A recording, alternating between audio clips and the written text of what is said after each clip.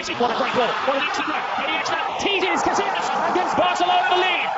Back to their brilliant best. The pass.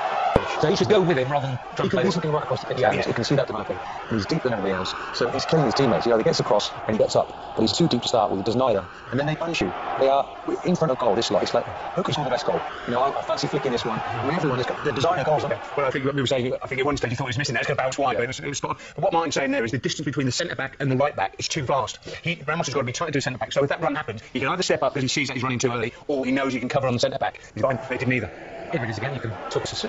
I think they've showed great character in the two games so far. But I mean, we were saying, was it offside? Who actually scored the goal? But again, very unusual defending there. Poor defending, wasn't it? Well, they've come out from a ball. It's not really, but it's only been half cleared. So they've come out in dribs and drabs. Got a little bit lucky. Maybe there was a suspicion of offside. I'm not sure if Ronaldo catches his last. Perhaps he is off. Hard to say really. But it's poor defending, and I think you punish these days. They get the benefit of the strikers. But they really should be still on their post there. Yeah. They shouldn't be shifting out that far. Yeah. We would never have defended. I mean, it's not even reached the edge of the box, and there they are out beyond the 6-yard line. So they've got punished. What's also interesting, I think it's Abidal actually plays him on side if he is on side. I think it's great. There he is. See, Abidal's right in the right back position, and then he suddenly stepped up, and I think he's played it on as the time in the ball coming in. And he's in a very unusual position for me as a defender. You'd normally be as your back four in a line coming out if you're going to come out, and he's ended up over here. But I think, as Martin says, I think most sides would have said it's not gone out far enough outside the box to come out. You stay in there, make it difficult to beat.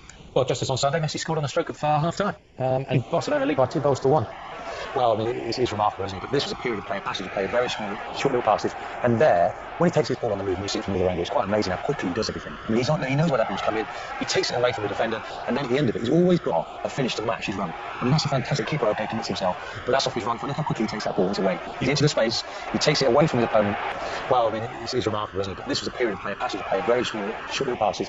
And there, when he takes his ball on the move, and you see it from the other angle, it's quite amazing how quickly he does everything. I mean, he knows where that ball's coming.